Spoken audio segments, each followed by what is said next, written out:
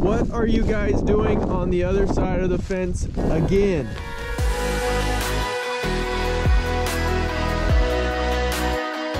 What's going on, guys? My name is Noah and this is Broken Arrow Bison. As you can tell, it didn't work.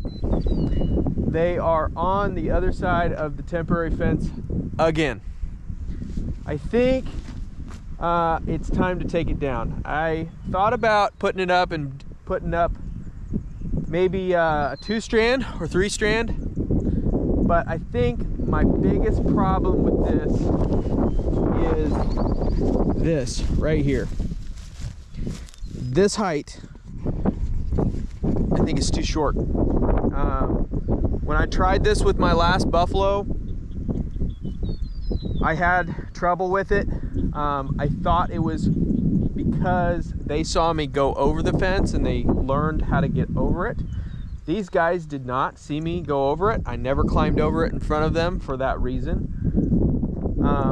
But it has been consistently, the last time these guys got out, it was 88, which is Little River, and 94, which is White Feather. Well, they got out, went to go check on them and put them back in, and sure enough, Black Feather is out with them. So she's figured it out also.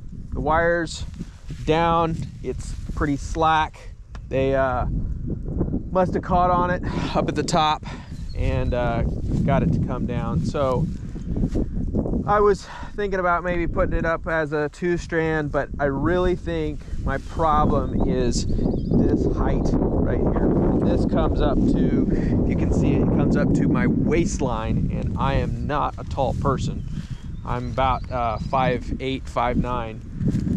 So something that I was thinking about once they got out the other day was Johnny, the guy who taught me how to do fence. He told me that if you don't want an animal out, the best thing to do is have that fence line above eye level.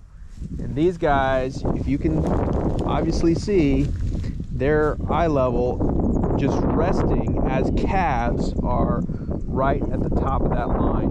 And so all they have to do is put their head up a little bit and their eye level is over that wire, and they are fully capable of jumping over it, which they obviously did. Now you can see that they are halfway respecting it right now. I mean, look at her. She comes over to the wire, they're separated, but they're not crossing paths. And I think there's a reason for that, is because they still think it's hot wire, but they know they can jump it. So I think I'm gonna go ahead and take it up, and I think we're gonna go to more of a permanent style separating way to separate these paddocks. I think that's probably going to be my best bet on this. I really want to be able to rotationally graze and even get into mob grazing if I can with these guys, but this is obviously not working, this temporary fence.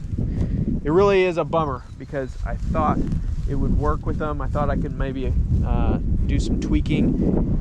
One of the things that I did with this is I made the pastures a little bit bigger so they'd be a little bit more comfortable. These pastures are a couple acres big, so I thought that they would have a little bit of an easier time staying in one spot, but that's obviously not the case. So I think what we're gonna do, not right now, but at some point, we're gonna go ahead and we're gonna take and we'll section these off, this pasture off, into probably 6 sections. I want to do about 1 acre per paddock. This is about a 6-acre field. And I think I'm gonna use T-posts, and I'll use high tensile wire. I probably won't go 6-strand, but I'll probably do, I would imagine, maybe a 3-strand, maybe even a 2-strand. But that way I can get a height of 4.5 feet and then I can get a mid-level height, and then I can get a bottom one in there also, and I could even put in ground wires. That's the other problem with this that I think I'm having is, if you can see, there's little wires that are inside of this rope, and that's what holds that electricity running down the line. But if those little wires get snapped, it won't hold the electricity. And also, if you understand how electricity works, you have to have a ground. So if the animals are not being grounded to the ground very well and they're touching this, they won't get shocked. For instance, like a bird can land on it and they're not going to get shocked because they're not touching the ground. So that might be part of my problem too. So if I go to more of a permanent system, I would be able to add in a ground wire right next to it. That way if they touch it, they'll touch the ground wire at the same time. Maybe. So that's kind of my thought process as of right now. But super frustrating. I think I've tried this enough to, unless there's something else I'm overlooking. I've really tried this quite a bit with my last herd, and I wanted to try it with a fresh start with this herd. I really thought we'd be able to get over the curve with these guys, but obviously not. So Ted Turner actually, he owns the largest buffalo herd, privately owned buffalo herd, and he's got a lot of information out about rotationally grazing with these guys, and he had a lot of trouble too. They explained how they thought they had other trouble as far as the shape of the field. It was more shaped into a pie, and they were having trouble with the pinch points where it goes down and necks down, and I thought that might be an issue with these, so I tried to alleviate that problem, but that is not where they're getting out. I can see the hair where they're actually jumping. So, and the other problem is with these guys is like they've jumped, and when their hooves are in the air, they're all airborne, and if they come in contact with the wire, they don't get shocked. So they can jump over, and then they don't recognize that it's going to be harmful in any way. So now that they're over here, they could jump back and forth, and I don't want to train them for that at all, because then who knows, maybe down the road we'll have problems with permanent fencing on the outside. I don't want to get into that. So anytime they're starting to jump wires or anything like that, I think I'm going to kind of pull back and regroup. So let's go ahead and take this down, take these wires down, and get this herd joined back up. What are you guys doing?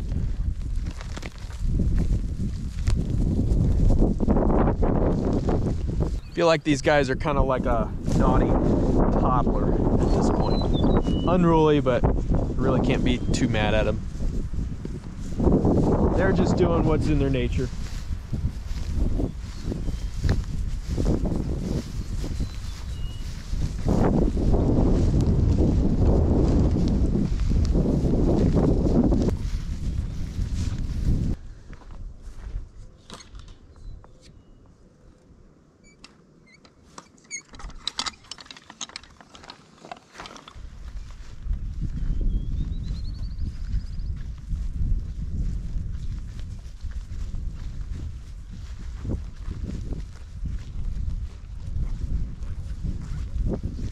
What do you know?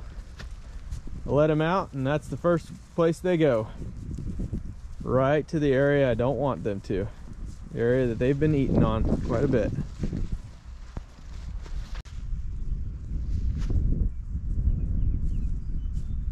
What are you doing?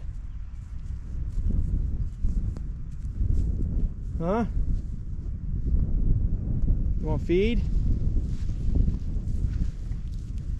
What do you want? What do you want?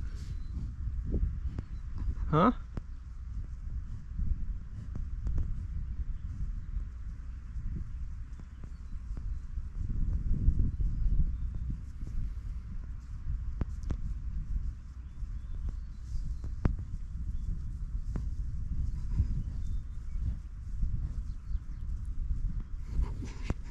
What do you want, huh?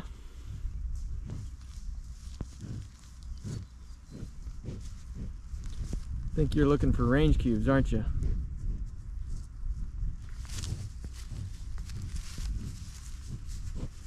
What are you looking for, buddy? Cubes?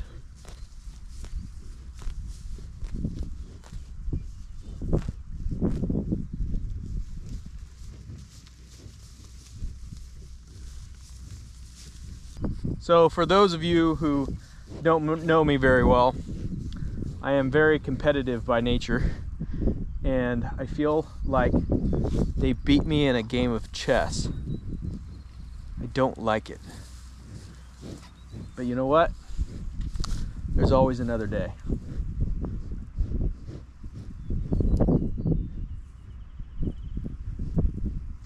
I love this time of year because these guys are all losing a lot of their hair, and it's floating around in the field.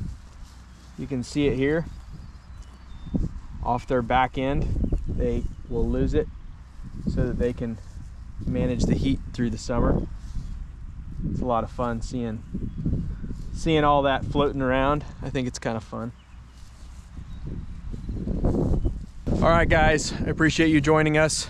Thank you for liking and subscribing to our channel. We are trying to hit the 20,000 subscriber mark. I would really appreciate it if you guys would share this video to your friends, family, and get them to subscribe also. It will help us be able to put out more videos like this for you guys. We want to be able to show this North American icon, and we need to be able to hit a mark to be able to keep this channel alive. So I appreciate it. Thank you for your support.